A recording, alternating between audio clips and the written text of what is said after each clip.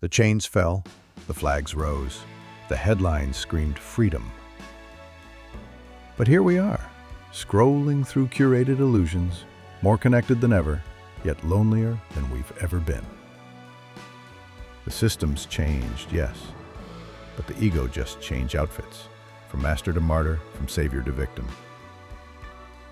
Make no mistake, what happened was real, the pain, the blood, the injustice.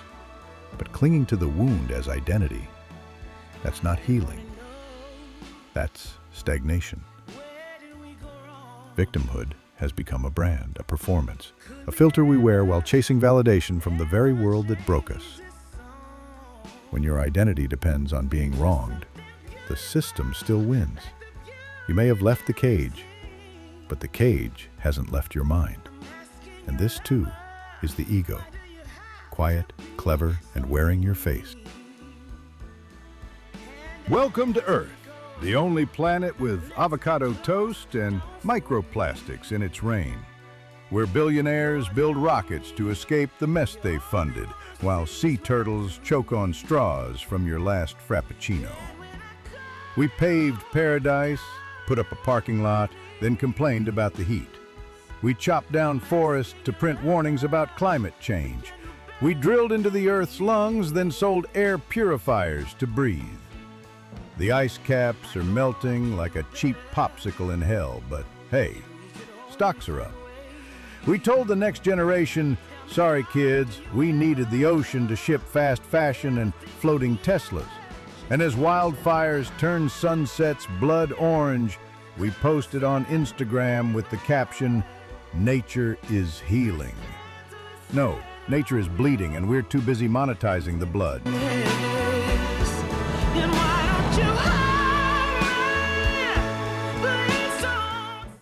Earth has survived asteroid impacts, ice ages, mass extinctions. She's a badass. She'll regenerate eventually, even if it takes millions of years. So no, we're not actually saving the planet.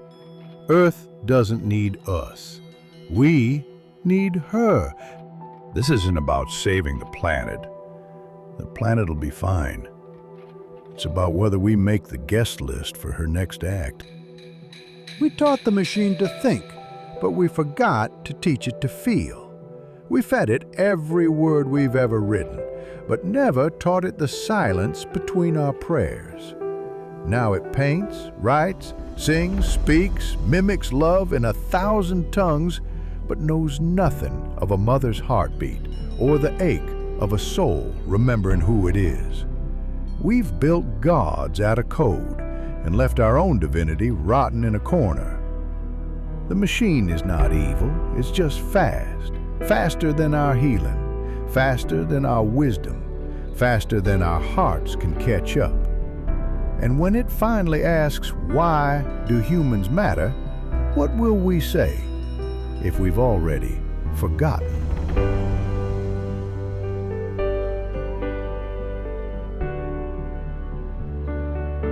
We were born of light, souls radiant, whole, and connected, each one a spark from the divine.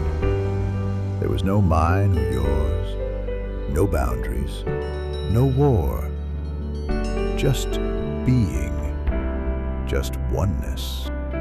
But then came the I, the idea that we were separate, better, worse, smarter, lesser. The individual ego was born, whispering, "You are not enough unless."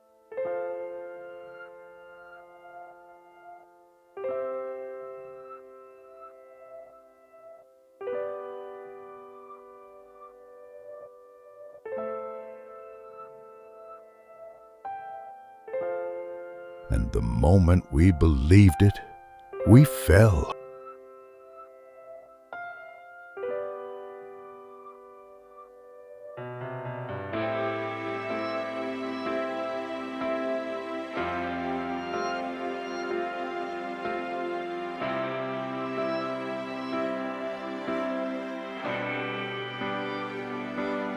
What followed was the rise of the collective ego, nations, systems, identities built on division. We built walls, flags, and hierarchies. We hunted power, not purpose. And with it came unhappiness, suffering, and pain.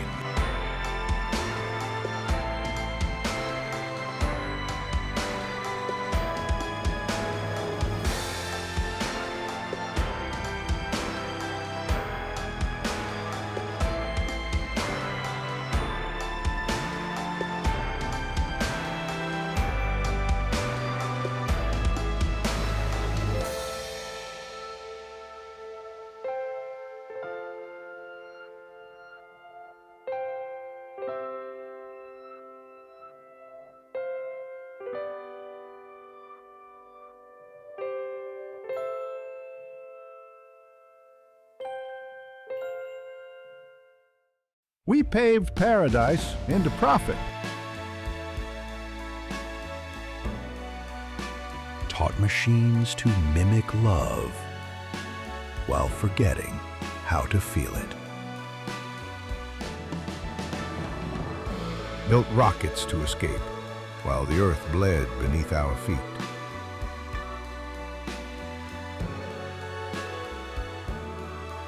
We upgraded everything except our consciousness. We forgot our origin. Forgot each other. We forgot why we matter. And as we kneel before the idols of speed, convenience, and control, the earth burns, the oceans rise, and a child's hand reaches out to a world already gone by. First, the divine whispered. In the rustle of trees, in the hush of sunsets, in the giggles of newborns. But we were too busy conquering land to hear the wind. Speaking of trees, isn't it insane how we marvel at the diversity of trees? Their leaves, flowers, shapes, and colors, yet we despise that same diversity in each other, convinced that one hue or form is superior to another.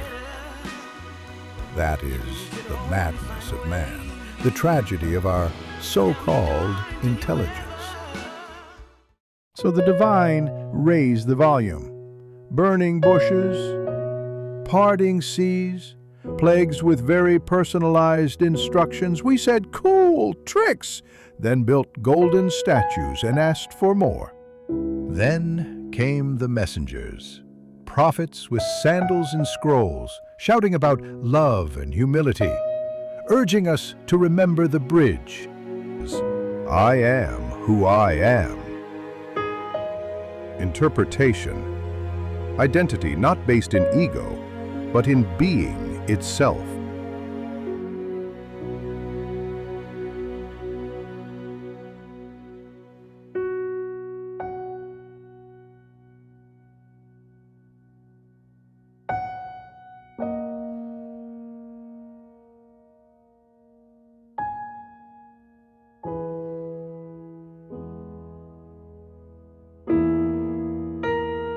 And then came a man of light. He healed with his hands, spoke with fire, and walked with the forgotten.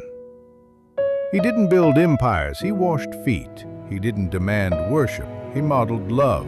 Some called him prophet, some called him Messiah, some called him mad.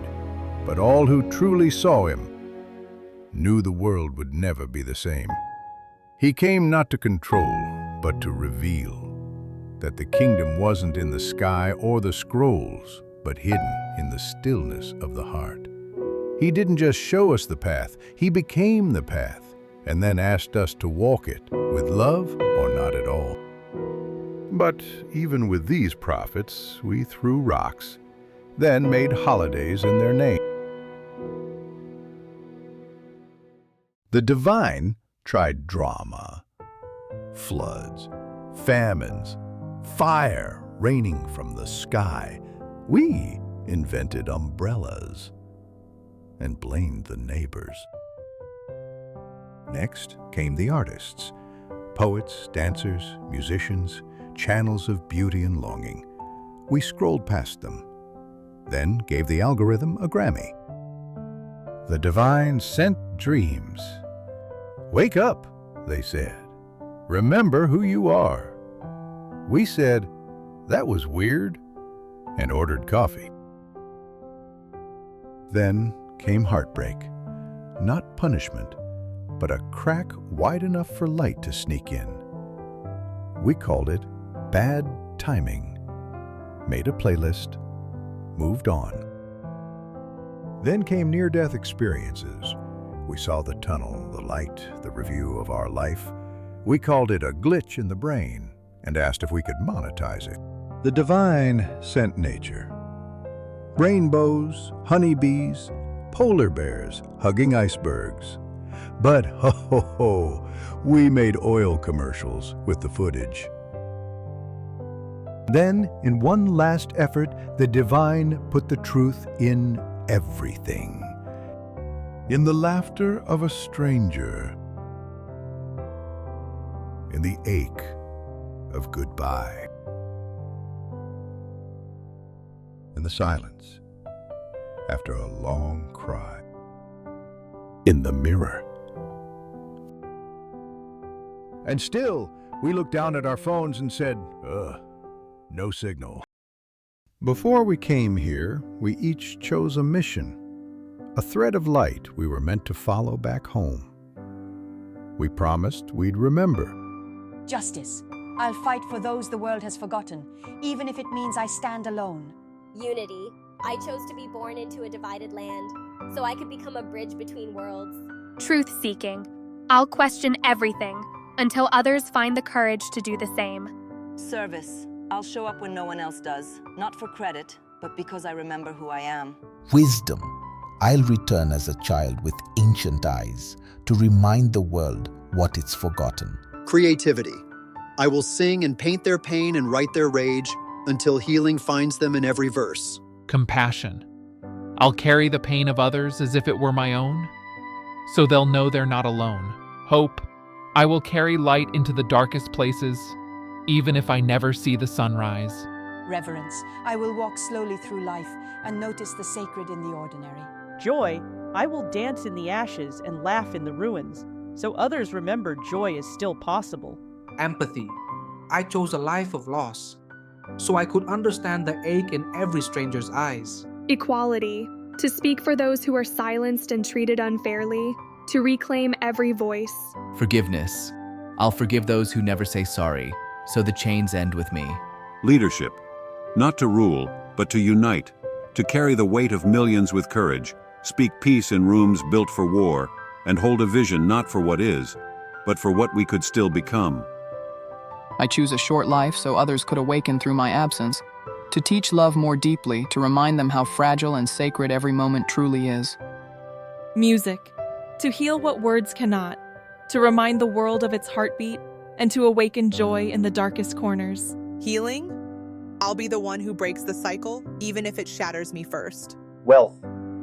To remind the world that true happiness cannot be bought, and that money, when guided by purpose, can uplift millions and build bridges where none exists. I choose a life of poverty to remember what truly matters. Not things, but connection. So that I could show others that joy, dignity, and purpose aren't defined by wealth. But Earth is loud.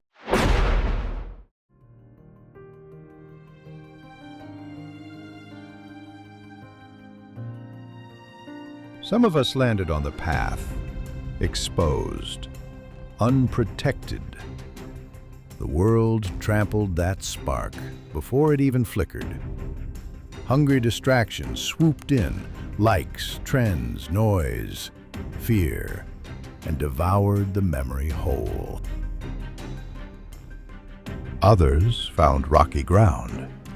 We remembered, briefly, had a dream, a vision, a pull toward something greater. But the roots were shallow. No inner work, no quiet, no stillness. So when life got hard, when the sun burned hot, the mission withered. Some of us grew among thorns. We remembered. We even tried. But the thorns were thick. Success, status, scarcity. We told ourselves we'd follow the call once things calmed down.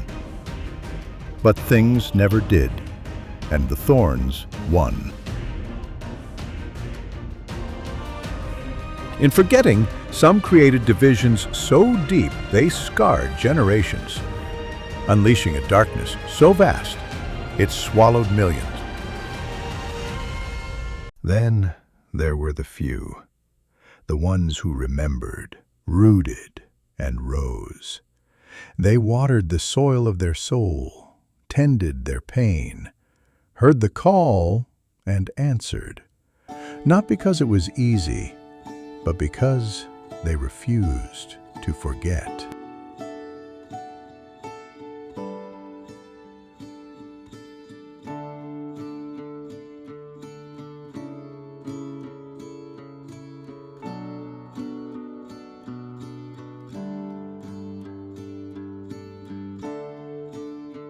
They became the bridge, and through them the harvest multiplied. We once made simple, sacred agreements with each other. I see you, you see me. We'll share what we have, speak truth, hold hands when it gets dark. Then ego stepped in, loud, insecure, and hungry. It whispered, "What if they take more than you? What if you lose?" So we rewrote the terms. Trust became leverage. Community became competition. And love became a luxury. We forgot the bridge, and instead of crossing it together, we started building walls.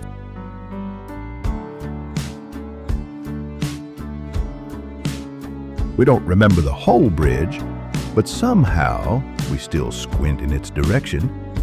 We light candles, we post quotes, we meditate for 5 minutes, then binge nonsense for 5 hours.